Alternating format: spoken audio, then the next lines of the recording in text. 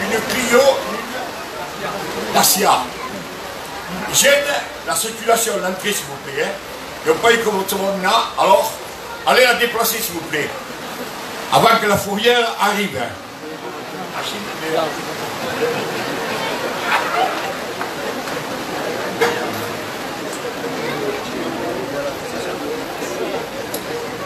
Voilà.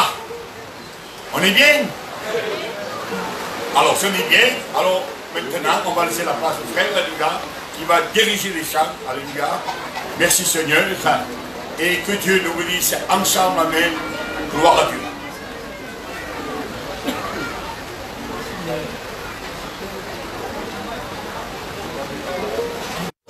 Je suis heureux d'être au milieu de vous. Vous savez que le mot heureux n'insiste pas sur la terre. Nous l'avons qu'avec lui. Alors, je ne sais pas comment tu es venu, mais ce soir tu peux sortir avec ce mot, de dire je suis heureux, je suis heureuse, parce que le Christ m'a franchi. Alléluia. Alors nous commençons notre programme. Alors nous allons chanter des cantiques. Je vous salue à vous tous, à vous tout au nom du Seigneur, tous les serviteurs qui sont là. Pour moi vraiment c'est une joie dans mon cœur. Je les ai connus au moment où le plus difficile de ma vie. Je vous raconterai 2 mots par rapport à ce qui se passe avec Perpignan. Et ça sera avec joie que je vous le dirai. Alléluia. Voilà, nous chantons le premier cantique. C'est ensemble que nous voulons nous réjouir ce soir devant la présence du Seigneur. La Bible dit 2 ou 3 sont à mon nom. Je suis au milieu de vous. Il est là ce soir. Vous le croyez? Alors nous allons être bénis ensemble. Amen. Je remercie les frères pour l'attention qu'ils me portent.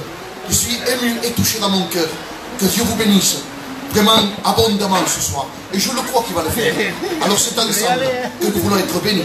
Alléluia. Vas-y mon Jacques. Te adoramos, papa.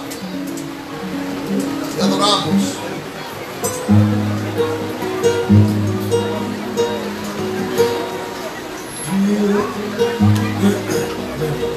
Dieu te voit. Alléluia. Damos gloria. Tu es seul dans ta voiture, Dieu te voit.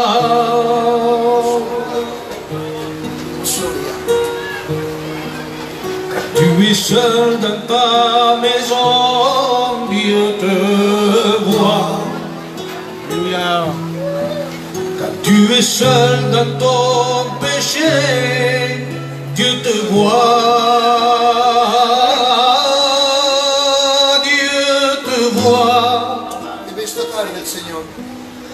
Tu fais semblant d'être heureux, Dieu te voit. Quand tu te caches pour pleurer, Dieu te voit. Mais en réalité, tu es malheureux.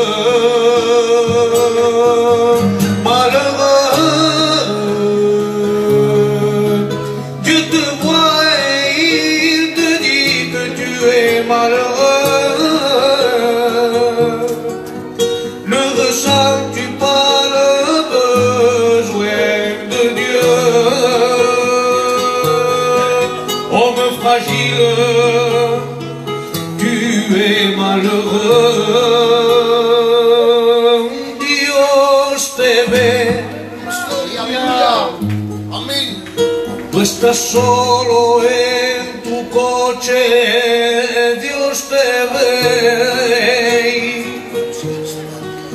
Cuando estás solo en tu casa, Dios te ve. Cuando estás solo en tu pecado, Dios te ve. Y Dios te ve. Cuando pareces infeliz, ahí Dios te ve. Cuando te escondes para llorar, Dios te ve. Pero en realidad tu corazón está triste. Tu corazón está triste. Te adoramos, alegra los corazones. Dios te ve y te dice corazones tristes. Es que no ves que tu alma necesita de Dios. Hombre frágil, tu corazón es triste. Lucha un poco más, sigue luchando un poco más, sigue luchando un poco más, sigue luchando un poco más, lucha un poco más, sigue luchando un poco más, sigue luchando un poco más, sigue luchando un poco más. Alléluia. Amen. Il est bon que nous puissions sentir la présence du Seigneur. Il est là ce soir. Amen. Alléluia. Sans lui, avec tout le respect que je dois aux serviteurs et à vous tous, sans lui, cette réunion se revienne. Mais avec lui, ce soir, nous avons une victoire. Assurée. Assurée. La Bible dit que où il se passait toujours quelque chose. Alors nous le croyons ensemble qu'il va se passer des bouleversements dans les cœurs et dans les vies, des changements, des transformations. Il est capable de le faire ce soir. Croyez-le. Nous sommes au bon endroit. Au nom de Jésus. Avant d'appeler une sœur, je demanderai à Manel qui prie ce moment. Alléluia. Nous voulons te bénir, Seigneur.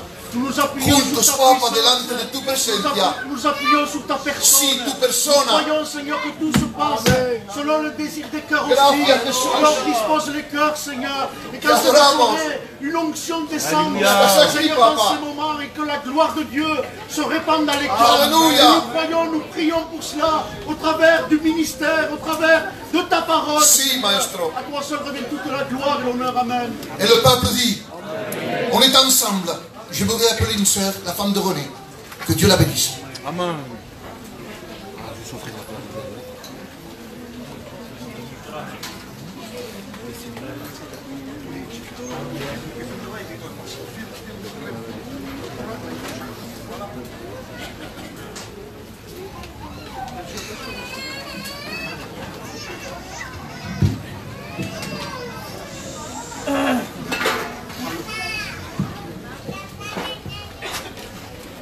Bonsoir à tous. C'est une joie pour moi de dire ce que Dieu fait pour nous. Je rends gloire à Dieu d'être là ce soir. Parce que vous savez, c'est une grâce que Dieu nous fait. On est là, c'est pour lui, pour glorifier son nom. Et pour ma part, je vais vous donner quelques mots de témoignage. Voilà, je me suis convertie très jeune. J'avais 14 ans. Et à l'âge de 11 ans, on partait missionnaire avec mon père en Hollande, dans les pays déjà. Et mon père a fait l'œuvre en Hollande pendant des années. Et je peux vous dire qu'on était une famille de 7 enfants et on avait la grand-mère avec nous. Je vous parle là de, je ne sais pas, 30, 40 ans en arrière, parce que j'avais 11 ans quand on est arrivé là-bas. Et pendant des années, des mois, mon père a travaillé, on partait avec mon père. Et je rends gloire à Dieu parce que ça a été un privilège. On a été élevés dans une famille vraiment qui servait le Seigneur. Et on était 7 enfants et mon père me faisait lire. J'avais 11 ans, je savais lire. J'étais la seule qui savait lire de la famille. Et donc tous les matins, mon père me faisait lire un petit verset de l'évangile de Jean. Et on priait, toute la famille. Et aucun enfant des 7 enfants descendait du camping sans prier. Et je rends gloire à Dieu pour ça.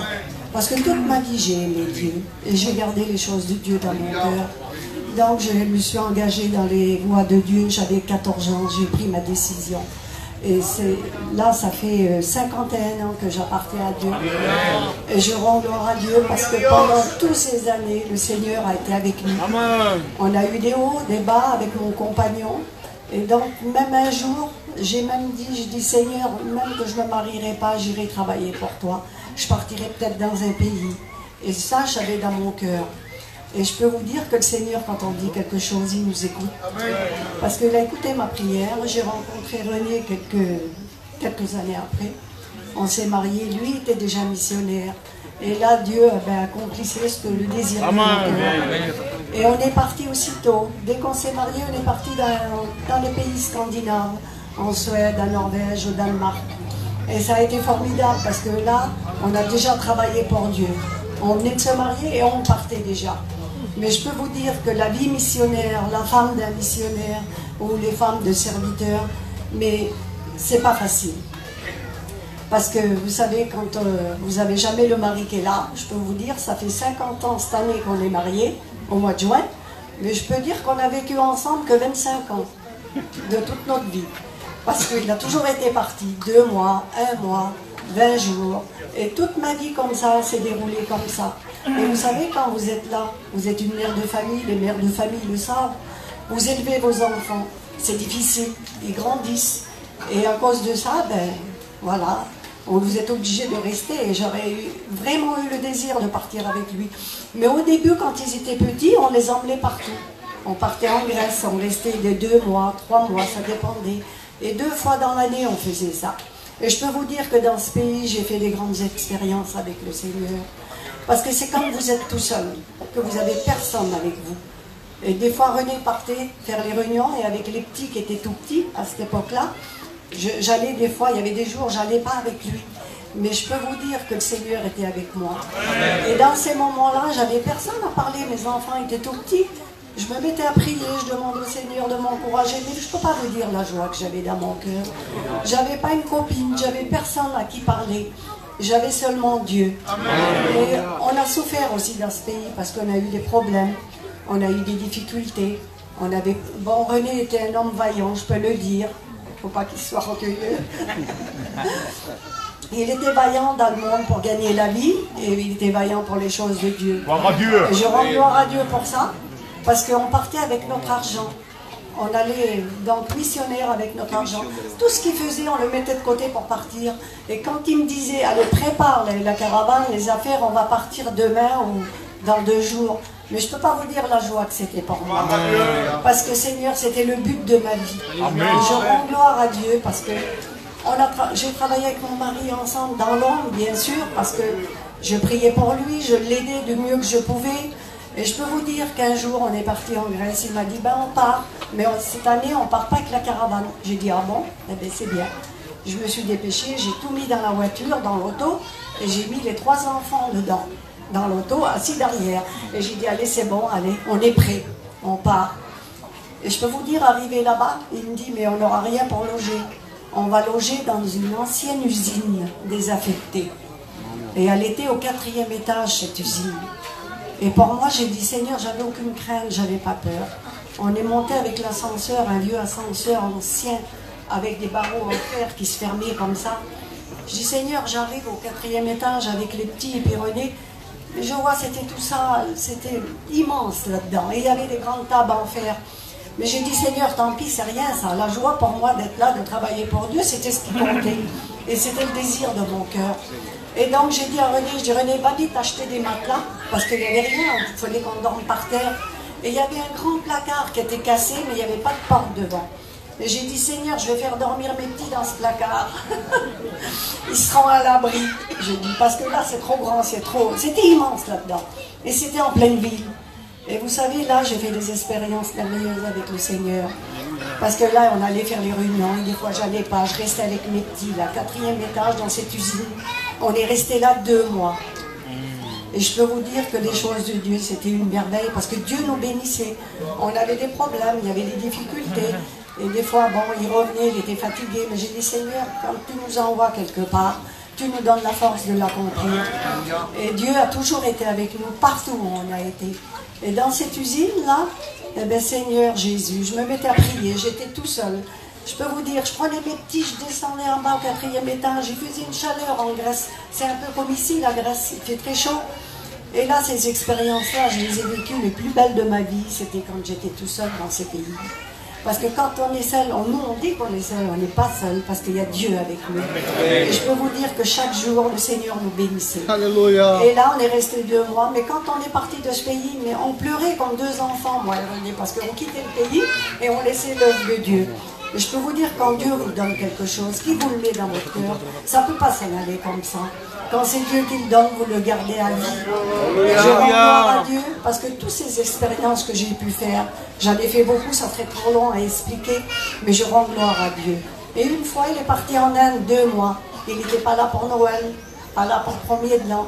Et qu'est-ce que j'ai fait? J'ai rien fait de mieux que j'ai dit, Seigneur, je vais me coucher avec mes 2 petits-enfants. J'avais que 2 enfants à l'époque. Il est parti 2 mois.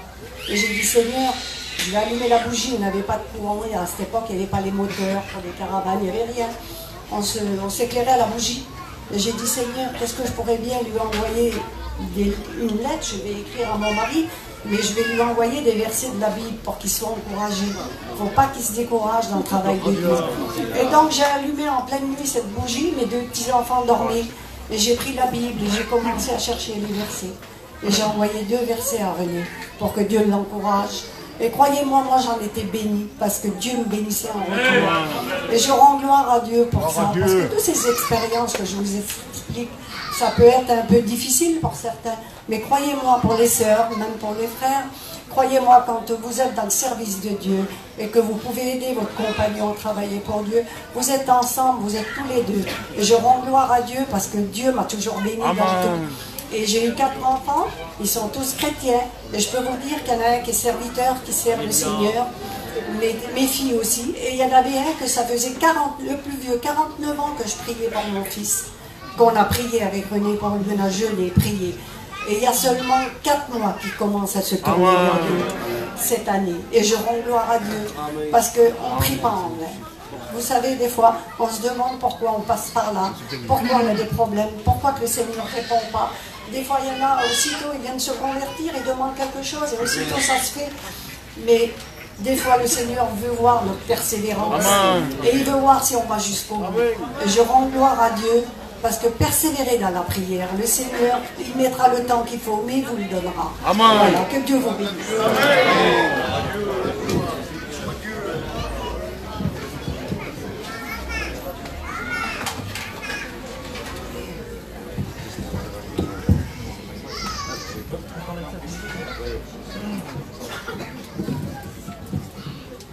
Gloire à Dieu. Merci Seigneur. Alléluia. Hein? Gloire à Dieu. Que Dieu la bénisse. Voilà. Donc maintenant, on va passer par l'offrande. Alléluia. Hein? Voilà. Alors, soyez fidèles pour le Seigneur. Hein? Que Dieu vous bénisse. Voilà.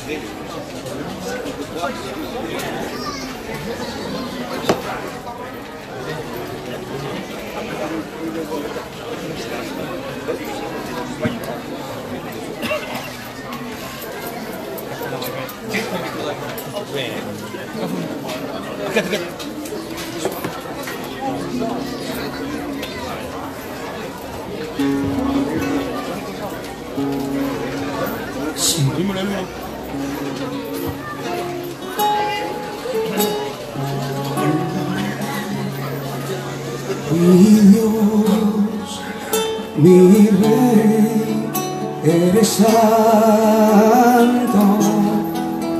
Mi Dios, mi Rey, eres santo. Mi Dios, mi Rey, eres santo.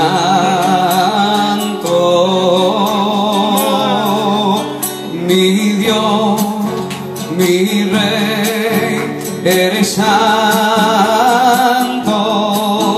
Mi Dios, mi Rey, eres santo. Mi Dios, mi Rey, eres santo.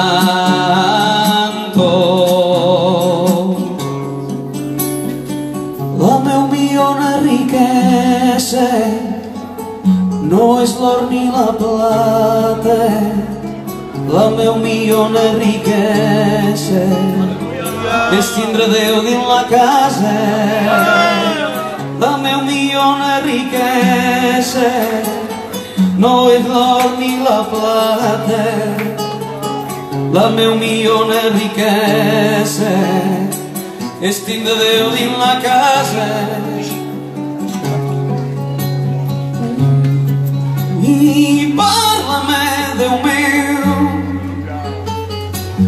i diu-me que me vols perdonar. Tu no tens compte dels desfalços de la meua vida i parla-me, Déu meu, diu-me que me vols perdonar. Tu no tens compte dels desfalços de la meua vida que m'estimes tal com jo soc, que m'acceptes tal com jo soc. Saps el meu Déu, t'estimi més i més, t'estimi més i més, t'estimi més i més. Saps el meu Déu, i jo t'estimi més i més, i t'estimi més i més, t'estimi més i més. Ya no tienes que esperar que un ángel descienda para mover el agua del estanque.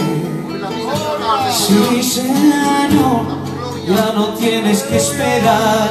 Hoy tu vida va a cambiar porque se mueve la sangre del Cordero. Porque Jesús ya llegó, te ofrece la sanidad. Las aguas se mueven, se mueven, se mueven y no se detendrán. Se mueven las aguas en este lugar. Mueven las aguas en este lugar. Se mueven las aguas en este lugar. Se mueven las aguas en este lugar. Aún termino cansando. Y al Rey, yo he venido a adorar al Rey. He venido a adorar al Rey.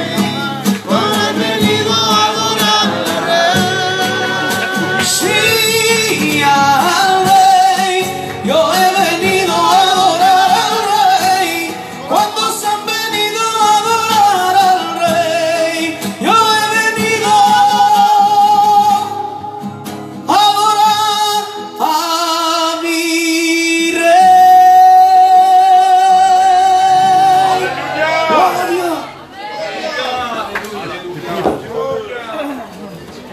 Alléluia. Quelle vérité, Seigneur. Parce que l'ange descendait de temps en temps, il mouvait l'eau. Et celui qui rentrait, il était guéri. Il y a plus que l'eau. Il y a Jésus au milieu de nous. Celui qui a envoyé l'ange, il est là ce soir. Au milieu de nous. Alors attends-toi ce soir à une bénédiction extraordinaire de celui qu'on appelle le Christ. Il n'est pas court de bénédiction, hein. Des fois c'est moi qui l'arrête. Parce que je dis non. Mais obéissons ce soir à la parole de Dieu. Et il est celui qui va venir ta vie. Au-delà de ce qu'on peut penser et imaginer. Je suis bien passé pour le dire. Les frères le savent. Je dirai deux mots. Et vous l'entendez notre témoignage? Yéyé, un petit court témoignage s'il te plaît.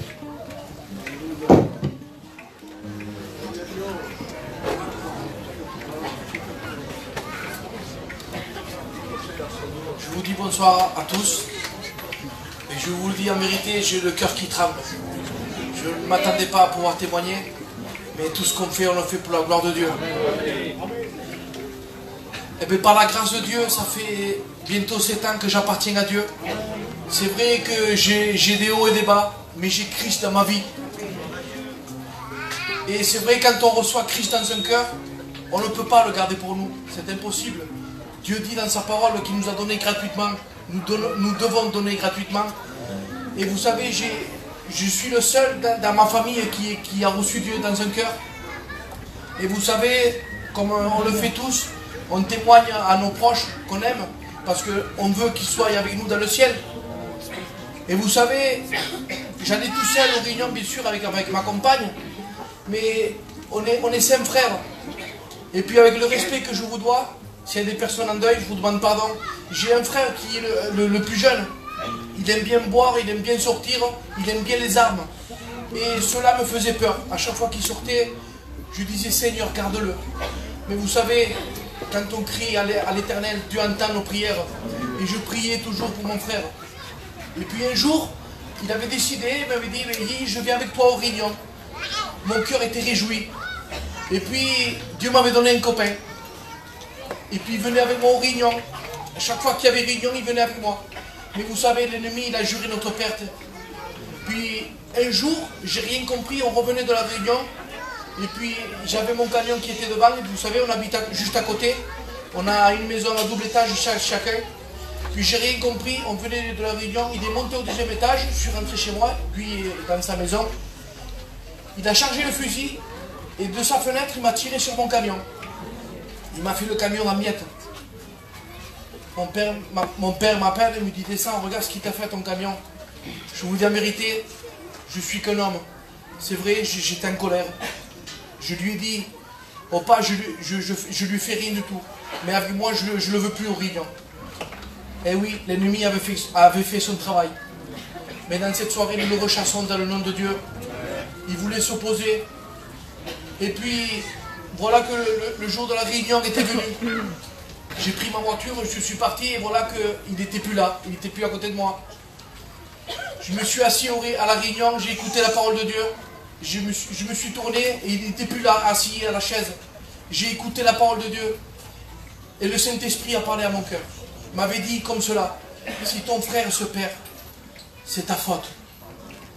Je vous dis en vérité, j'avais reçu un poids sur moi, c'était impossible. Je suis rentré chez moi, je me suis mis à prier, à chercher Dieu. Et là, je me suis souvenu que Dieu avait payé un grand prix pour me sauver. Il avait porté une couronne d'épines pour moi. Et qui suis-je, moi, pour ne pas pardonner, moi? Et là, j'ai reçu l'amour de Christ dans ma vie. J'avais prié pour mon frère et j'avais dit, il faut que j'aille, que je pardonne à mon frère. Je suis descendu de chez moi, je suis allé vers mon frère. Et il était là, et quand il m'a vu arriver, il croyait que j'allais le frapper. Il s'est mis à genoux, il m'a dit, mon frère, frappe-moi, regarde ce que je t'ai fait. Je lui ai dit, écoute, relève-toi. Je lui ai pris dans mes bras, et je lui ai dit, écoute mon frère, combattons le bon combat de la foi. Parce que l'ennemi, il a voulu le détruire. J'ai dit, mais ensemble, combattons le bon combat de la foi. Que Dieu vous bénisse. Amen. Tu es bon quand nous sommes à l'écoute du Saint-Esprit. Parce que des fois, moi, je fais semblant de ne pas écouter. Et ça ne marche pas. Que ce soir puisse parler à nos cœurs. Et que ce soit sensible à la voix du Saint-Esprit. Quand il parle, il nous donne des directions. Et c'est la bonne. Ce n'est pas la mienne. Hein? Parce qu'avec mes raisonnements, je me trompe. Mais lui, il ne se trompe pas dans ma vie. Alléluia. On chante cantique. Tiens, cantez-moi ces cantiques. Et puis je donnerai de mon témoignage et je laisse tout en place la parole de Dieu. Te adoramos, Señor, por tu presencia. Quiero ser como Daniel, Damos gloria. que aunque le impedía, Damos gloria, Jesús. Estás aquí esta tarde. abría su ventana. Aleluya. Abra la ventana del cielo esta tarde, Señor. Envía tu bendición. Veces al día.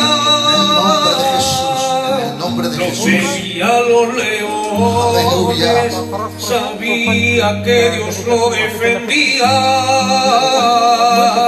Dios enviaba a sus ángeles y lo protegía. Quiero ser como David, que estaba en el desierto, Damos gloria, aleluya. aunque le perseguían, el salmos a Dios cantaba. Saúl le perseguía y él a Dios adoraba. Queremos adorar esta Yo tarde. quiero ser como Job, que en el medio de la angustia Dios le tenía confianza. Él quiere esto esta tarde en su Te pueblo. adoro, Adórale, pueblo. te adoro, mi Cristo, te adoro, te adoro, mi Cristo, te adoro, te adoro, mi Cristo, te adoro, te adoro, te adoro, mi Cristo, te adoro, te adoro, mi Cristo, te adoro, te adoro, mi Cristo, te adoro. Cuando le pregunto, Responde, decide. el Señor me contesta, tú no tengas miedo, Aleluya, aleluya. que yo estoy contigo en el medio de la prueba. Yo soy tu fiel amigo. Amén. Guarda mi palabra si quieres que esté contigo. Qué privilegio, tener a Cristo es un privilegio, tener a Dios es un privilegio, hermano mío, no lo merecemos. Qué privilegio, tener a Cristo es un privilegio, tener a Dios es un privilegio, hermano mío, no lo merecemos. Ce cantique disait, c'est un privilège d'avoir le Christ. Je ne le mérite pas, mais il nous fait cadeau ce soir. Alors je veux témoigner avec deux mots que j'ai à cœur. Vous savez, en 2016, il y a quelque chose qui est arrivé dans ma vie. Ça a été un fléau, un chaos. Vraiment, l'ennemi ne voulait plus que je prêche l'évangile. Mais je bénis le nom de l'Éternel. Parce qu'un jour, j'ai vu, et j'ai pu me rendre compte quand l'apôtre Paul dit, quand j'ai vu mes frères, j'ai pris courage. Je ne comprenais pas ce mot comme il fallait. C'était écrit, mais je ne comprenais pas. Mais il faut le vivre pour le comprendre. Et un jour, ce fléau est arrivé dans ma vie. Du jour au lendemain, une servante de Dieu. Dieu m'en est témoin, les frères qui la connaissent, elle servait Dieu de tout son cœur. Elle mettait réellement toute la volonté pour servir Dieu. Si peut-être il aurait été là, il aurait pu vous le dire. Il a vraiment connu comme il fallait. Et du jour au lendemain, elle s'est couchée. Comme la Bible dit, elle s'est plus réveillée. Un infarctus du cœur. 48 ans. Comment faire, Seigneur? Je suis serviteur. Et maintenant, Seigneur, comment je fais? Je ne pourrai plus prêcher l'évangile. Qui c'est qui va m'épauler, Seigneur? Et d'un seul coup, ce fléau est tombé dans ma vie. Je ne savais pas comment me relever. Alors j'allais de droite, j'allais de gauche. Je n'avais plus de but. Ma pensée était troublée. Mon cœur ne pouvait plus s'attacher à rien. Mais un jour, pendant un an, je tenais la Bible à la main. Et je lui ai dit, Seigneur, s'il te plaît, tu es Dieu. Accomplis avec une parole qui est écrite. Tu es Dieu. L'apôtre Paul dit, pour partir pour moi serait un gain. Et pendant un an, je n'ai pas entendu la voix de Dieu. Un silence total.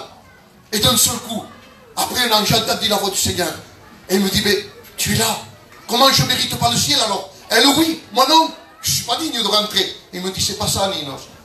Il me dit, je lui dis, c'est quoi alors? Il me dit, regarde, il y a l'écrit. Quand l'apôtre Paul dit, si tu me prêtes vie sur cette terre, que ce soit pour annoncer ton évangile et sortir les âmes de l'enfer. J'ai ressenti la mort du Seigneur. Et elle me disait, va, prêche l'évangile. Je t'accorde cela. C'est pas parce que je le mérite. Je ne mérite rien, frères et sœurs. Mais il m'a fait ce cadeau. Mais j'étais mal dans mon cœur. J'étais mal dans ma pensée. Et un jour, j'étais à Perpignan, au milieu des frères. Et des autres frères aussi. C'est pour ça que je te dis, comme la Bible dit, quand j'ai vu mes frères, j'ai pris courage. D'un seul coup, ils m'ont donné une importance. Ils me respectaient. Ils me faisaient témoigner. Et d'un seul coup, je sentais un amour. Qu'ils ont commencé à guérir mes blessures, mettre un pansement dans mon cœur. Mes enfants, mes petits-enfants, rien. Ils n'ont pu rien faire pour mon cœur. Mais un jour, le Christ, à travers les frères, j'ai eu un pansement dans mon cœur. Si je prêche l'évangile aujourd'hui, c'est parce que Dieu l'a voulu. Je ne mérite rien. Dieu m'en est témoin. Mais je rends grâce à Dieu. Parce qu'il n'a pas voulu qu'un serviteur tombe à terre. Mais quand je suis tombé, il a pu me relever. Alors je sais, frère. Je sais maintenant comment soyez un frère. Parce que je suis tombé. Les frères, je vous le dis de tout mon cœur, je vous aime. De la part du Seigneur. Je vous dis la vérité, je suis au pupitre et devant le chapiteau. Je vous vois vous tous, plus grand que moi. parce que je vois Christ en vous. Voilà ce qui est dans mon cœur aujourd'hui. Que Dieu m'en est témoin, que c'est vrai. Alors, je suis béni aujourd'hui, parce que j'ai une direction. Normalement, je serai au milieu des frères à Perpignan. Je suis bien accueilli. Alors, priez pour cela, parce qu'il y a des portes qui s'ouvrent là-bas. Voilà, nous prions le Seigneur, et nous laissons toute la place à la parole de Dieu. Amen.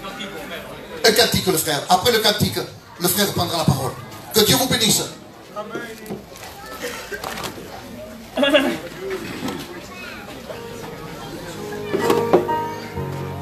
Gloire à Dieu.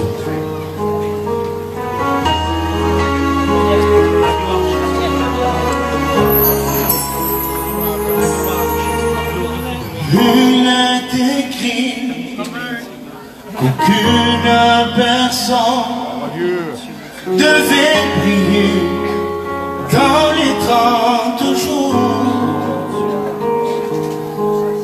Mais Daniel a entendu, et dans sa chambre il est monté pour prier.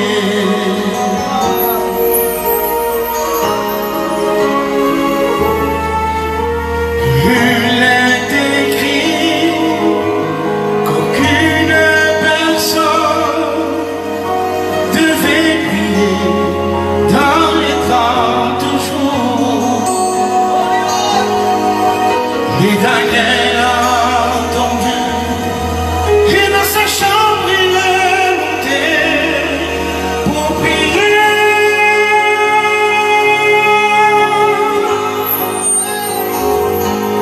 N'aie pas peur quand tu prieras le Seigneur, car ton Dieu est là tout près de toi. Il tient aujourd'hui ta main, il tient aujourd'hui ta main. N'aie pas peur quand tu prieras le Seigneur, car ton Dieu est là tout près de toi. Il tient aujourd'hui ta main, il tient aujourd'hui ta main, il tient aujourd'hui ta main. Il est écrit qu'aucune personne devait prier dans les 30 jours. Mais Daniel a entendu, et dans sa chambre il est monté pour prier, pour prier. Et papa, quand tu prieras le Seigneur,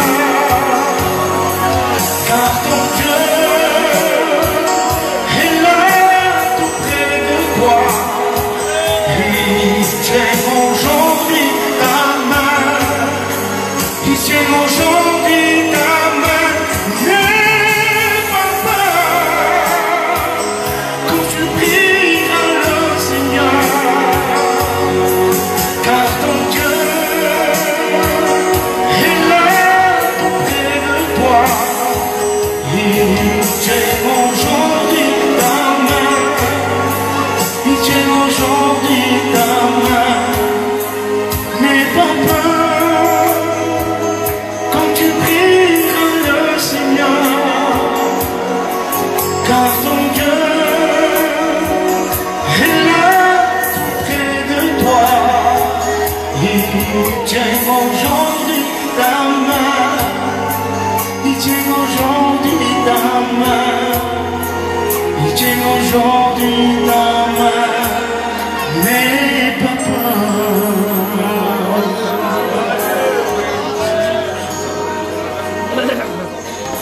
Gloire à Dieu. Gloire à Dieu. On m'a dit de faire une annonce, il y a un véhicule qui gêne. Une 207 qui gêne. S'il vous plaît, veuillez donc enlever le véhicule afin de ne pas troubler la réunion. Gloire à Dieu pour ces merveilleux cantiques. Je suis toujours touché et ému lorsque j'entends des cantiques chantés par les chanteurs de votre église. Ça touche mon cœur. Ce dernier cantique est un cantique merveilleux qui nous rappelle qu'en définitive, on n'a pas le droit d'avoir peur. Parce que celui qui est avec nous est plus grand que celui qui est avec nous. Alors nous allons lire tout de suite un texte dans la parole de Dieu, un texte connu. Dans l'évangile de Jean au chapitre 3, l'histoire de Nicodème. On ne s'attardera pas sur Nicodème, mais il y a un verset dans cette histoire qui a attiré mon attention et j'aimerais le partager avec vous. Il nous est dit au verset 1er qu'il y avait un homme d'entre les pharisiens nommé Nicodème, un chef des Juifs, qui vint, lui, auprès de Jésus de nuit et lui dit « Rabbi », c'est-à-dire maître, nous savons que tu es un docteur venu de Dieu, car personne ne peut faire ces miracles que tu fais si Dieu n'est avec lui. Jésus lui répondit, en vérité, je te le dis, si un homme ne naît de nouveau, il ne peut voir le royaume de Dieu. Nicodème lui dit, mais comment un homme peut-il naître quand il est vieux? Peut-il entrer dans le sein de sa mère et renaître? Jésus lui répondit, en vérité, je te le dis, si un homme ne naît d'eau et d'esprit, il ne peut entrer dans le royaume de Dieu. Ce qui est né de la chair est chair, et ce qui est né de l'esprit est esprit. Ne t'étonne pas de ce que je t'ai dit ces choses. Il faut que vous naissiez de nouveau.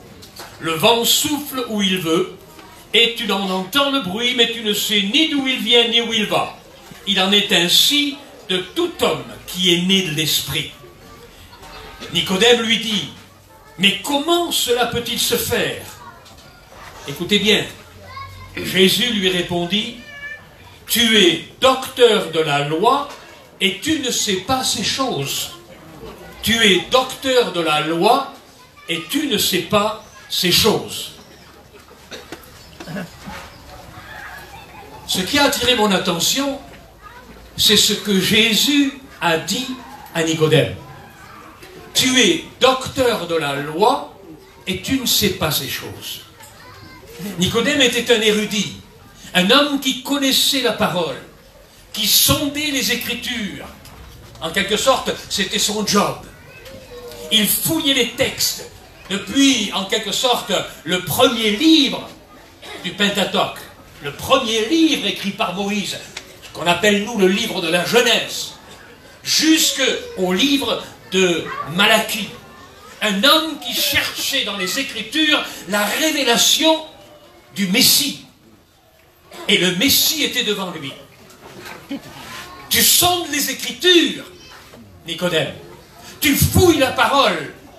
Tu cherches à comprendre, à réaliser. Et tu ne comprends pas, tu ne réalises pas, tu ne sais pas ces choses. Tu enseignes les autres et tu ne sais pas ces choses. Mais qu'est-ce que Nicodème ne savait pas exactement? Qu'est-ce que Nicodème n'a pas découvert au travers de cette recherche dans l'Ancien Testament? Verset après verset, texte après texte, prophétie après prophétie. Qu'est-ce que Nicodème n'a pas découvert au travers de l'Ancien Testament? Est-ce que vous comprenez ce que je veux dire? Quelle était la recherche de Nicodème? La Bible dit que, au fond, Christ, au travers de tout l'Ancien Testament, est dans l'ombre. Christ apparaît pas à chaque page, mais à chaque chapitre, à chaque texte prophétique, à chaque verset de la parole de Dieu, il est question de Christ. Que ce soit au travers des prophéties, que ce soit au travers des textes de la Torah, que ce soit au travers même des exemples et des modèles, ou éventuellement même des symboles de la Bible, Christ apparaît. Il y est présent. Tout au long de l'Ancien Testament, il y a l'empreinte de Christ. Est-ce que vous comprenez ce que je veux dire? Toi qui enseignes les autres, tu n'as pas découvert au travers de la parole, au travers de la loi, au travers des symboles de l'Ancien Testament, au travers même des ustensiles du temple, au travers de tout ce qu'il y a dans la parole de Dieu, tu n'as pas découvert le Messie. Tu ne sais pas que la Bible parle de moi. Depuis la Genèse jusqu'au livre de Malachie, la Bible parle de Christ. Amen. Elle enseigne Christ. Et Jésus a pu dire, dans un texte de Jean, vous sondez les Écritures, dit-il aux Juifs. Vous sondez les Écritures pour comprendre les temps dans lesquels vous êtes. Mais toute l'Écriture parle de moi, dit Jésus. Est-ce que vous comprenez cela? Toute l'Écriture parle de moi. Et j'aimerais que nous fassions ensemble, en quelque sorte, une petite rétrospective de ce que l'Écriture dit dans l'ombre de l'Ancien Testament. Ce que Nicodème n'a pas découvert, nous l'avons trouvé. Nous l'avons découvert. La Bible dit que, et c'est l'apôtre Paul qui parle dans l'Épître aux Romains, que lorsque les Juifs de cette époque lisent l'Ancien Testament, lorsqu'ils lisent la Torah, lorsqu'ils lisent la Bible, lorsqu'ils lisent les prophéties, un voile est devant leurs yeux. Le voile était devant les yeux de Nicodème. Il avait beau connaître par cœur tous les textes, les citer, les réciter en hébreu. Le voile demeurait pour eux. Mais la Bible dit que ce voile est ôté lorsque l'on se convertit à Jésus-Christ. C'est là ce qui fait toute la différence. Quand vous prenez le livre de la Genèse, déjà il est question de Christ. N'est-il pas dit que, au fond, la postérité de la femme, et c'est Christ dont il est question, écrasera la tête du serpent. Déjà, des prophéties messianiques apparaissent dans le livre de la Genèse. Est-ce que vous comprenez cela? Quand on va plus loin et que l'on regarde la vie d'Abraham, pour ne citer que quelques exemples, ce Melchisédek, ce roi de la paix, ce roi de Salem, celui qui n'a ni commencement ni fin, celui qui est en image, en quelque sorte, semblable au Fils de Dieu, nous dit l'Épître aux Hébreux. Ce Melchisédek auquel Abraham va porter même sa propre dîme, le considérant comme supérieur à lui. Il n'y avait pas de plus grand patriarche qu'Abraham. Et pour les Juifs, Abraham, c'est le sommet même de l'homme de Dieu. L'exemple à suivre pour sa foi et sa confiance en l'Éternel. Eh bien, c'est lui, Abraham, qui va se soumettre à Melchisédek et qui va porter sa propre dîme. Il le reconnaîtra comme supérieur à lui. Il est l'image de Christ. Il est l'image de Fils de Dieu. Est-ce que vous comprenez cela?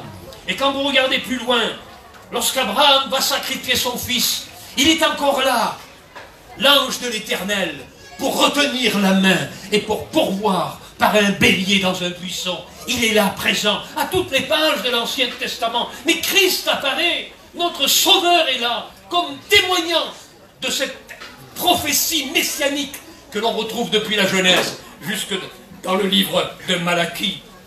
Il est celui qui a lutté avec Jacob.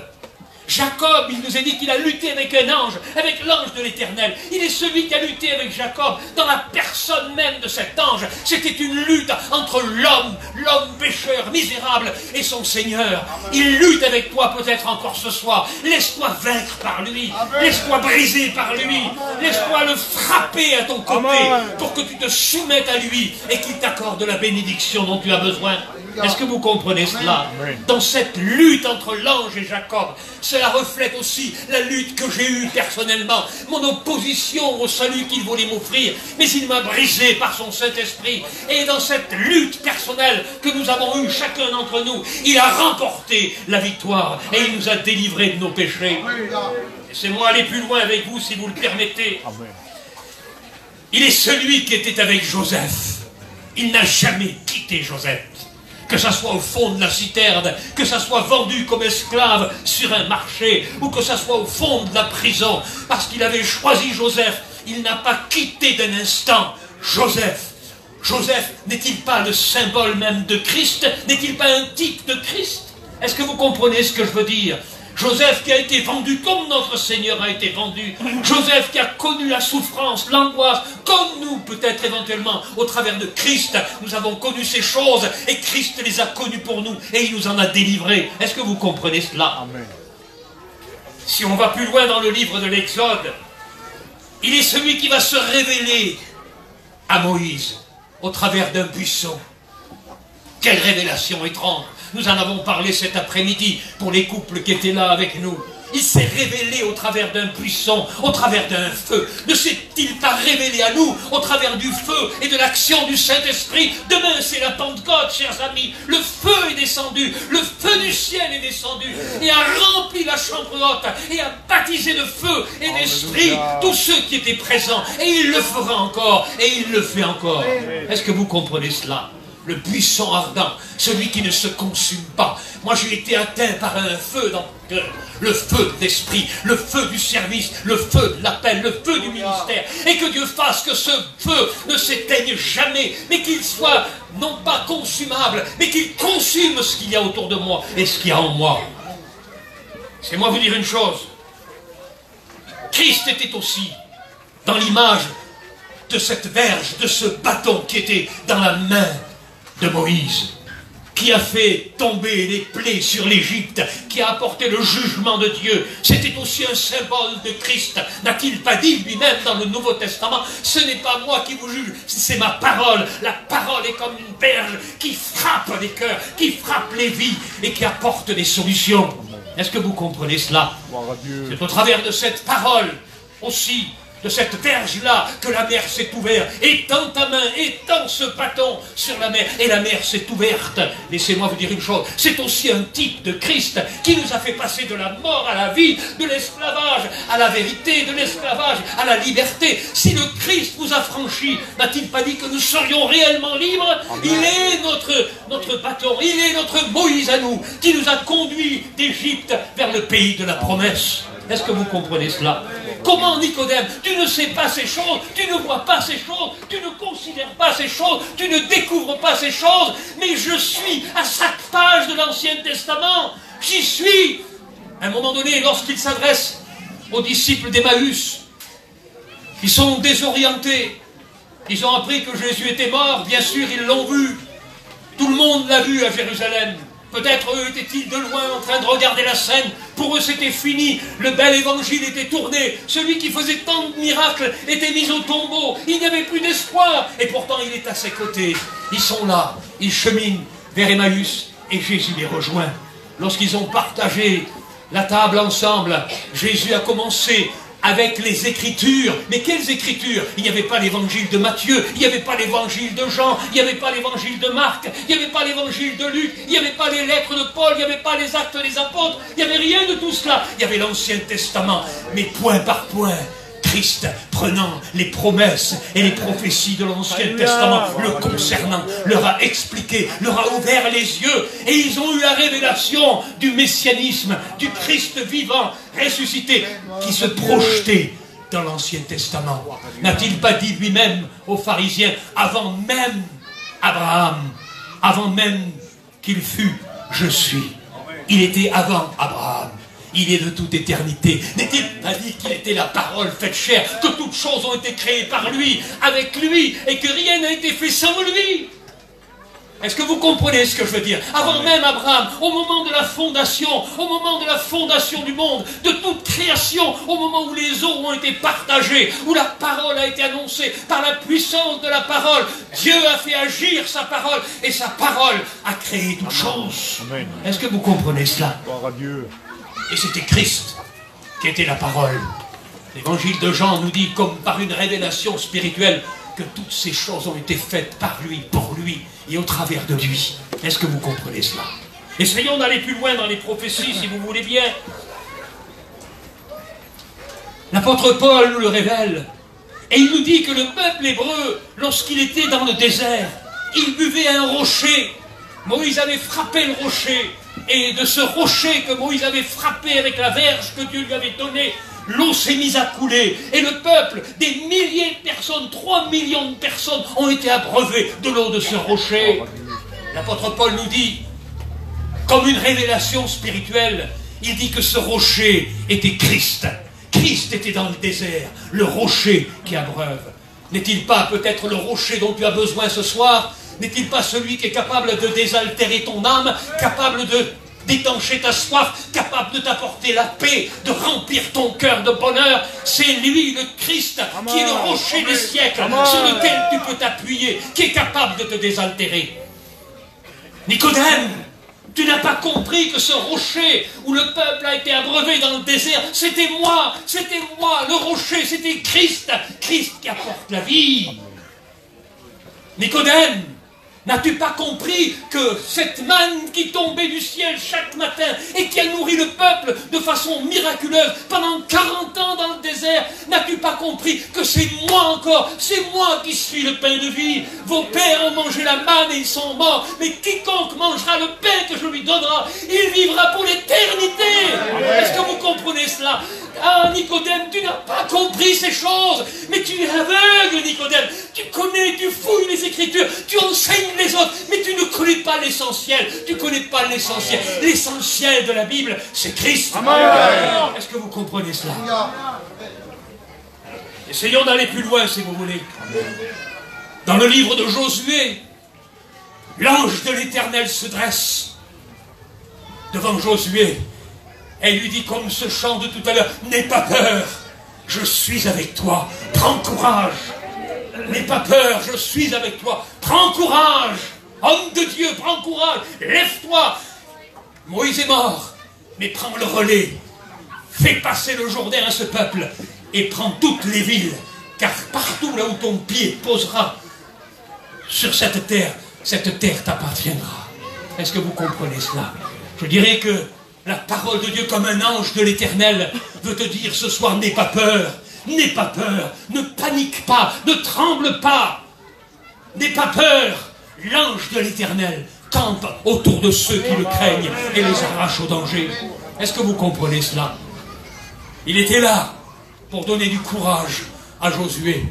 Laissez-moi vous dire une chose, ça m'est arrivé bien souvent d'être découragé, d'être fatigué, d'être lassé, d'être abattu à cause des problèmes, des fardeaux, des difficultés, à cause des soucis quelquefois de la vie ou des familles ou des enfants ou de l'œuvre de Dieu, comme l'apôtre Paul le dit, accablé par les soucis que me donnent les églises, par l'œuvre de Dieu. Il était accablé, mais il avait un ressort, et ce ressort-là qui le mettait debout, vous savez ce que c'était? C'était de savoir que Christ était avec lui. Il ne l'avait jamais quitté. Que ce soit dans la prison avec Silas, il était encore capable de chanter des cantiques parce qu'il savait que Christ était avec lui dans la prison. Que ce soit au moment où il a été lapidé et laissé comme mort par terre. Qui c'est qui a relevé Paul? Ça a été Christ qui l'a relevé parce qu'il est celui qui donne la vie. Il est celui qui donne la vie. Si vous regardez le livre des Juges, il nous est dit que l'ange de l'Éternel, une nouvelle fois, s'est approché de Gédéon. Et il lui a dit, en le regardant, vaillant héros, vaillant héros, vaillant héros. Mais je suis le plus petit, je suis le plus minable, de la plus petite des tribus, de la plus petite des familles. Je suis un petit gitan de bas-fond, je suis rien du tout. Vaillant héros, parce que Dieu était capable de faire de Gédéon un héros. Dieu est capable de faire de toi un héros. Peut-être que pour le monde, tu es un zéro. Peut-être que pour les gens qui entourent ici cette place, tu es un rien du tout, tu es un minable, tu es un déchet de la société, tu ne vaux même pas la peine qu'on donne 10 sous sur ta vie. Laisse-moi te dire une chose, pour Dieu, il peut faire de toi un héros. Le monde fait de toi un zéro, mais Dieu fera de toi un héros, si seulement tu l'acceptes et tu le reçois dans ton cœur. Est-ce que vous comprenez cela? Gédéon a repris courage. Il était celui qui se cachait pour sauver quelques grains de blé des pillards de Madian. Et puis, quand Dieu a vu son cœur, il a envoyé son ange. Et il lui a dit, n'aie pas peur, vaillant héros, vaillant héros. Que Dieu fasse qu'il y ait des héros qui se lèvent dans cette soirée, des serviteurs de Dieu que Dieu veut appeler des héros. Des hommes qui sont capables de payer le prix, des hommes qui sont capables de se lancer dans la bataille, des hommes qui ne regardent pas à risquer leur vie pour la cause de Christ. Est-ce que vous comprenez? Comme l'apôtre Paul qui pouvait dire, mais Christ est ma vie, je l'ai rencontré sur le chemin de Damas, il m'a brisé, il m'a foutu par terre, il m'a terrassé, il m'a désarçonné de mon cheval, j'ai mordu la poussière et j'ai réalisé qu'il était vivant et il a révélé ce qu'était la personne de Christ.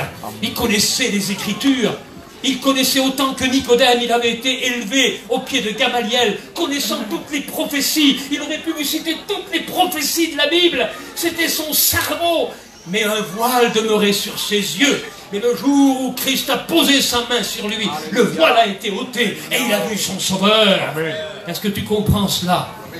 Ton Sauveur veut enlever le voile de tes yeux et se révéler à ta vie.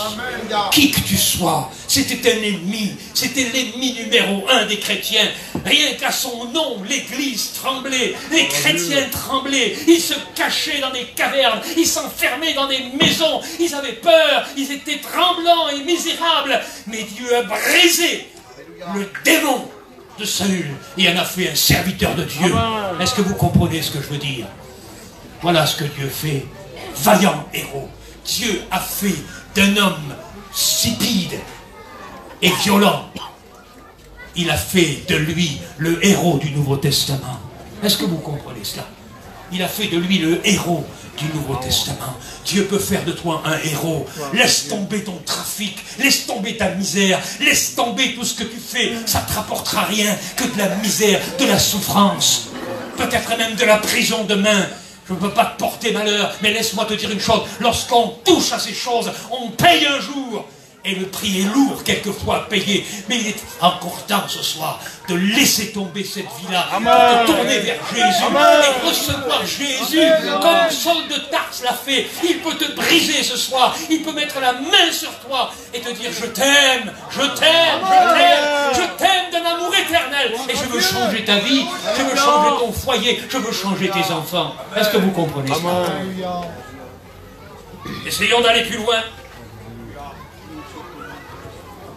Dans le livre des Juges, il a animé l'esprit de Samson. C'est quelque chose, ça.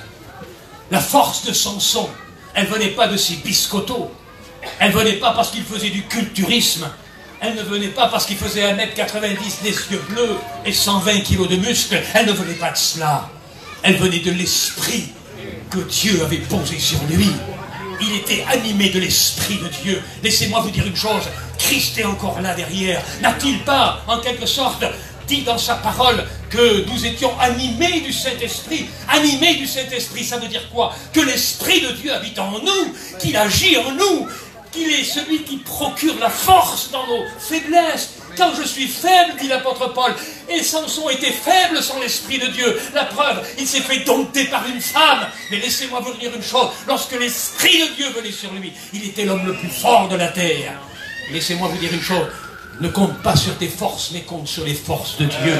Et tu seras l'homme le plus fort de la terre en Jésus-Christ. Parce que par lui, nous sommes plus que vainqueurs, dit la Bible. Est-ce que vous comprenez cela? Il a porté les portes de la ville sur son dos. Imaginez-vous un petit peu, il y a des portes qui sont fermées devant toi, que tu ne peux pas ouvrir, des portes qui se sont fermées pour l'éternité, les portes de l'enfer se sont ouvertes pour toi, mais les portes de la grâce sont fermées pour toi, mais il est capable encore aujourd'hui de dégonter les portes et de te faire entrer dans la grâce de Dieu et dans l'amour de son pardon. Est-ce que vous comprenez cela? Si on regarde dans le livre de Samuel, toujours l'Ancien Testament, pour vous parler de Christ. Je suis ici pour vous parler de Christ. C'est le plus beau des messages, parler de Christ.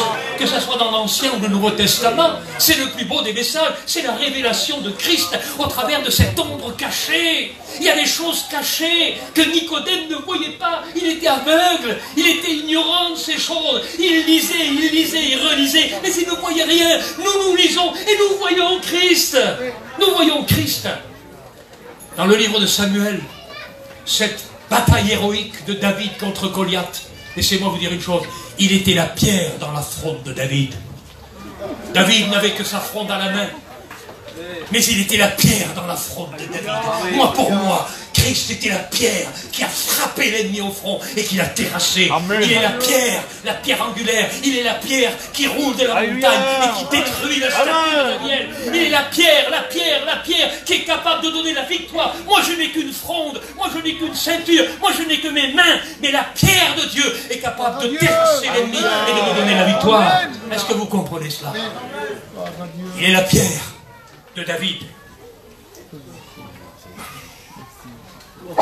Dans le livre des psaumes, Oh, combien de révélations de Christ dans le livre des psaumes. Il est le bon berger, il est le berger du psaume 23. C'est pas un autre. Ne croyez pas que c'était David ou un de ses collègues bergers de son temps. Il a eu la révélation, David, il a eu la révélation messianique que Christ était le bon berger. Il le dit lui-même dans l'évangile de Jean au chapitre 10. Je suis le bon berger, je suis le bon berger qui donne sa vie pour ses brebis. Il est le bon berger du psaume 23. Il y a un parallèle entre Jean 10 et le psaume 23. C'est le même psaume qui se retrouve, c'est le même personnage qui est décrit comme le bon berger. Quand je passe dans la vallée de l'ombre de la mort, je ne crains aucun mal, car il est à côté de moi, car il me soutient, car il me relève. Car je ne craindrai rien, même devant mes adversaires, il dresse pour moi une table et me donne la victoire. Il est le bon berger du psaume 23. Est-ce que vous réalisez cela? L'ombre de l'Ancien Testament se retrouve dans la réalité en Christ. Le psaume 23, pour ne citer que celui-ci, et ce verset de l'évangile de Jean au chapitre 10, il est le bon berger. Est-ce que vous réalisez cela? Maintenant, si vous voulez entrer dans les psaumes, regardez le psaume 22, où il nous est décrit ce personnage dont on a déchiré le chair, dont on a percé les mains et les pieds, dont il est entouré de tout un tas de taureaux de Basan. C'était des taureaux plus terribles encore que ceux de la Camargue.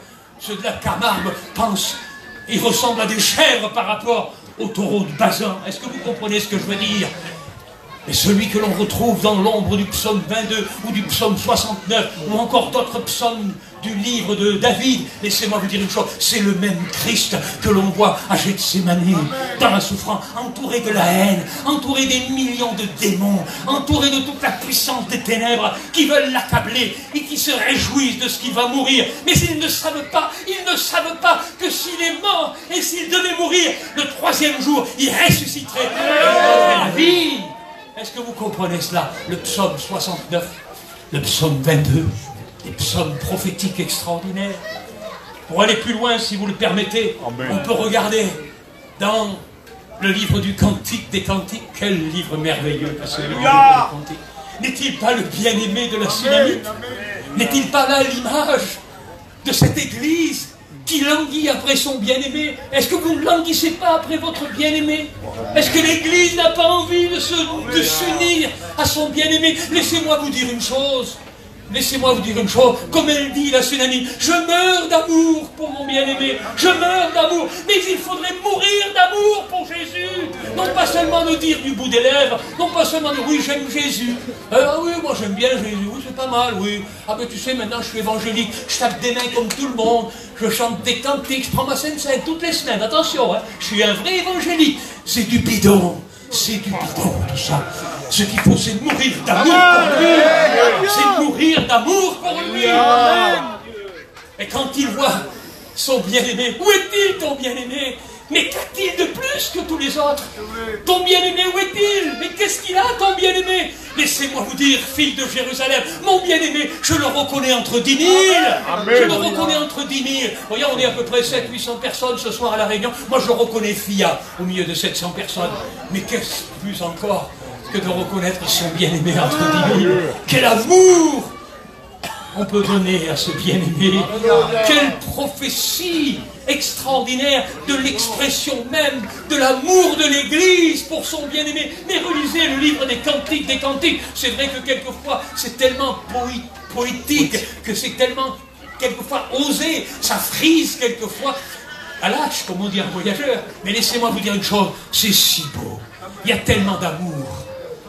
Il est comme un arbre dans une forêt, comme un pommier dans une forêt immense, des grandes forêts, des forêts où il y a des cèdres, des forêts où il y a des chênes, des forêts où il y a toutes sortes d'arbres, mais le seul arbre sur lequel je peux prendre des fruits, seul arbre qui désaltère ma soif, le seul arbre qui me nourrit, le seul arbre, c'est le pommier au milieu de la forêt. Mon bien-aimé est comme un pommier au milieu de la forêt.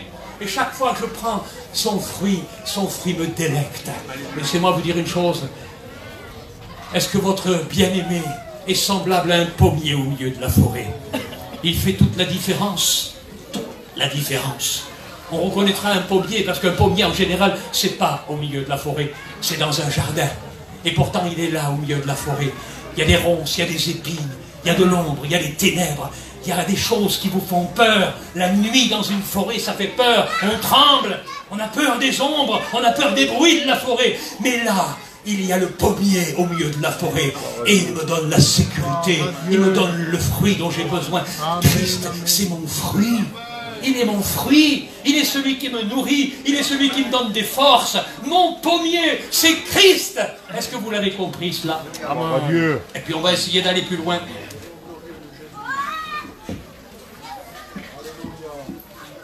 Dans le livre d'Ésaïe, je crois que c'est chapitre 9, une prophétie extraordinaire que Nicodème aurait dû comprendre. Il aurait dû le voir, cela. Nicodème, tu ne comprends pas Ésaïe 9? Tu ne comprends pas ce texte-là, Ésaïe chapitre 9, verset 6? Comment ça se fait, Nicodème? Mais t'es aveugle, tu ne comprends pas l'écriture, tu ne vois pas qu'il s'agit de moi. On l'appellera admirable, on l'appellera conseiller, Dieu puissant, Père éternel, Prince de la paix. Mais c'est moi, Nicodème, c'est moi, Christ. Ésaïe a prophétisé en disant que je serai celui qu'on appellera conseiller, admirable. N'est-il pas le grand conseiller pour le cœur brisé? Je suis venu, dit-il lui-même, en citant encore une prophétie, je suis venu pour consoler ceux qui ont le cœur brisé et pour guérir les malades et pour apporter la paix. Combien de fois il a essuyé mes larmes? Combien de fois il a essuyé les larmes de tes yeux? Nous avons écouté un témoignage d'un frère et d'une sœur hier. Combien de fois dans ces moments de trouble, dans ces moments de souffrance, dans ces moments où il y a des mille questions qu'on se pose et qu'on reste sans réponse, combien de fois les larmes ont coulé? Et puis il est venu avec sa douce main et il a essuyé les larmes de nos yeux. Il est le conseiller. Il est admirable. Admirable. Vous savez, aujourd'hui, il n'y a pas beaucoup de personnes que l'on peut admirer. Il faut mieux fermer les yeux aujourd'hui par ce qui se passe autour de nous. Quelle honte, quelle décadence, quelle immoralité. Mais lui, au milieu de 10 000, au milieu de 100 000, au milieu d'1 milliard, il est l'admirable. Celui que l'on admire, celui que l'on adore, celui qu'on vénère, celui que l'on aime, auquel on voudrait embrasser les pieds et les mains, tellement qu'on a envie de le voir. Est-ce que vous comprenez cela? Il est l'admirable, il est le conseiller, il est le Dieu puissant. N'est-il pas le Fils de Dieu?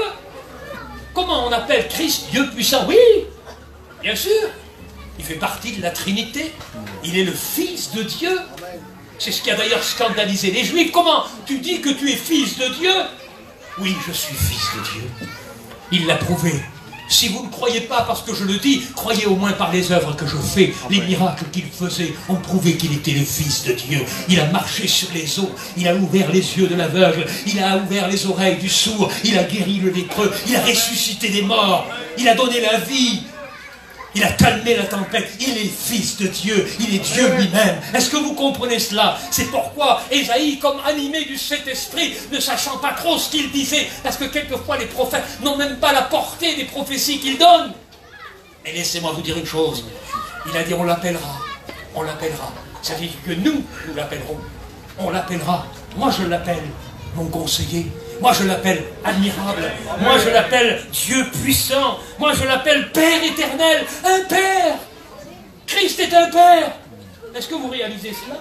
Il est à la fois mon frère, il est mon ami, il est mon copain, si vous voulez, pourquoi pas. Moi je connais quelqu'un, c'est frère Juanito, que vous avez eu il y a quelques temps ici, qui est vraiment un ami à moi. Il est un copain, voilà le mot. Si on pourrait dire qu'un copain c'est plus qu'un ami, il dit... Souvent il le dit, moi Jésus c'est mon copain. Moi Jésus c'est mon copain. J'aime l'entendre dire ça. Et laissez-moi vous dire une chose, quand on l'écoute prêcher, quand on l'entend, quand il vous apporte un mot de Dieu, quand il est avec vous dans votre caravane en train de parler du Seigneur, parce qu'il n'y a que ça qui compte pour lui, vous sentez bien que Jésus c'est son copain. Vous sentez bien que Jésus c'est son copain. Est-ce que Jésus est ton copain, mon frère? Est-ce que Jésus est ton copain, ma soeur? Est-ce que Jésus est ton copain, mon frère? Est-ce que tu veux que Jésus soit ton copain? Mais il veut être encore plus que ton copain. Il veut être ton Père. Il veut être celui qui restera toujours à tes côtés dans les moments les plus difficiles de ta vie. Il est le Prince de la paix. Prince de la paix. Je vous donne ma paix, a-t-il dit. On revient entre ce parallèle de l'Ancien et du Nouveau Testament. L'Ancien Testament nous annonce le prince de la paix. Dans le Nouveau Testament, il nous révèle Christ. Portant la paix, annonçant la paix, donnant la paix, offrant la paix. Venez à moi, vous tous qui êtes fatigués et chargés, et je vous donnerai la paix, je vous donnerai le repos. Quel beau verset de la Bible. Je vous laisse ma paix. Je ne vous donne pas la paix comme le monde la donne, parce qu'elle vous la donne aujourd'hui, demain elle vous la reprend. Le monde est égoïste, ce qu'il donne d'une main, il le reprend le lendemain d'une autre. Mais je vous donne ma paix, je vous laisse ma paix. C'est ce que Jésus dit. Est-ce que vous le croyez? Non pas comme le monde donne. Dans un monde de troubles aujourd'hui, dans un monde où on entend parler de guerre, de bruit de guerre, dans un monde où les prophéties sont en train de se réaliser les unes après les autres, même au travers des événements en Israël, ou éventuellement en Corée, ou éventuellement en Russie, en Iran, partout. Le monde est en ébullition. C'est une marmite qui est en train de bouillir et qui va exploser d'un moment à l'autre. Est-ce que vous comprenez cela? Une fois, ma femme, elle a acheté une cocotte minute. On était jeunes mariés. Vous savez ce que c'est, une cocotte minute? Mais elle ne savait pas trop s'en servir. Alors ça a bouilli là-dedans, ça a bouilli là-dedans. J'ai dit, ça va péter, ça va sauter. On est foutu, ça va sauter. Elle l'a pris tremblant, elle l'a jeté dehors, la marmite. Après, elle a appris comment il fallait servir la marmite. Mais c'est le monde aujourd'hui qui est comme ça. Ça va péter, ça va sauter.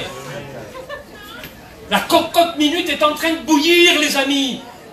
Peut-être que je vous fais rire en disant ça, mais c'est une réalité spirituelle. Le monde va mal, le monde va très mal sur le plan de la moralité. On permet des choses aujourd'hui qui ne devaient jamais exister auparavant.